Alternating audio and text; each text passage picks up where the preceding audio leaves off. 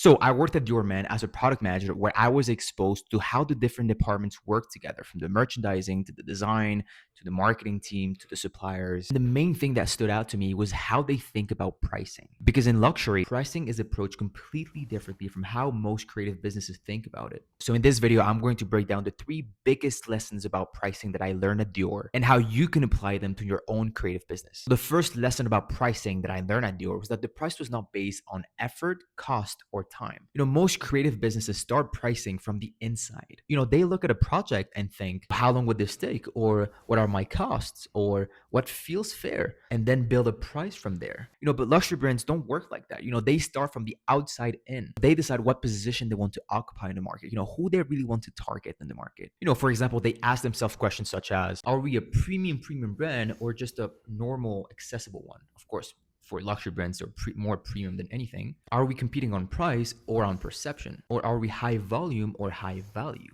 Once that's clear, pricing becomes a reflection of that position, not a calculation of inputs. And that's the key difference, because positioning is what defines how people perceive your value. It defines who takes you seriously, who compares you to competitors, and what level of trust people assign to your work before you even speak to them. And when your positioning is unclear, pricing always feel unstable. So you end up guessing. You adjust your rates depending on the client. You feel like you are too expensive or undercharging depending on the situation. But when your positioning is strong, that uncertainty disappears. You stop asking what you should charge, and start asking whether the price matches the position you've chosen to operate at. And that shift changes everything, because now price is not something you calculate per project. It becomes something that naturally follows your position in the market. And that's why in luxury, two businesses can have similar production costs, similar teams, even similar outputs, but completely different pricing. And both are correct. So it's not about the work itself, it's about the position behind the work. And that's the lesson. If your pricing feels inconsistent, the problem is rarely the price. It's the positioning behind it. And if you want help improving your pricing strategies, you can book a free strategy call in the first link in the description. Lesson number 2 is that high prices are never explained. They're not justified, defended, or broken down in detail. And that's very different from how most creative businesses operate. When someone questions your price, the instinct is to, justify it. You break down your process, your time, your experience, what goes into the work, and why it takes effort, why it's valuable. But in luxury, that conversation doesn't really exist. Not because they ignore the question, because they've already created distance before the question appears. And that distance is what protects the price. Distance in this context means controlled access, selective availability, and a clear sense that not everyone is the right fit. It also means you're not constantly trying to pull people in or to convince them. Luxury brands aren't trying to be overly accessible or overly available. Because of that, the price doesn't need defending. And when you think about it, most creative businesses do the opposite. They try to reduce the distance. They try to make everything feel accessible, friendly, and easy to understand. And when someone hesitates on the price, they immediately move closer. So they explain more, justify more, soften the offer. But the problem is, the more you explain the price, the more you weaken it.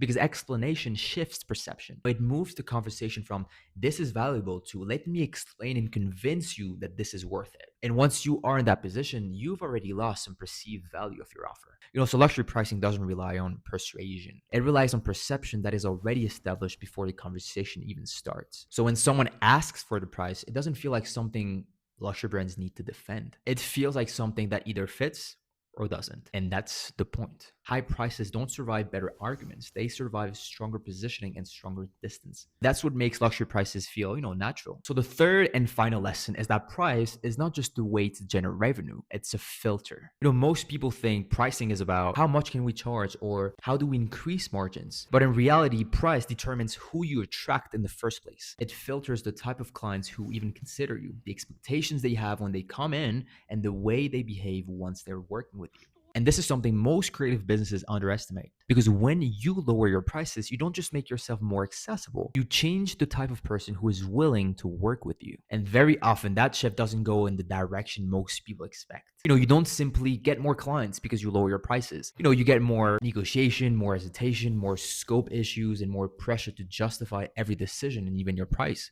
On the other hand, high prices do the opposite. It filters out the wrong fit before the conversation even starts. It attracts clients who are more decisive, more trusting, and more aligned with the level level you operate at. And that changes everything about how you run your business. Because now you're not spending your time convincing people, managing expectations, or defending your value. You are working with clients who already accept the level you operate at. So price becomes more than just a number. It becomes a mechanism that shape, your entire client base. And in luxury, that's exactly how it's used. So what I took away from working at Dior is that pricing is not just about the number itself. It's a reflection on how you position your business, how you communicate your value, and the type of clients you want to attract. And once you start thinking about pricing that way, everything changes. You stop trying to justify your prices, you stop competing on cost, and you stop attracting the wrong type of clients. Instead, you start building a business where pricing becomes a result of your positioning, not something you constantly negotiate. And that's the real shift. And this is what separates businesses that struggle with pricing from businesses that grow through it.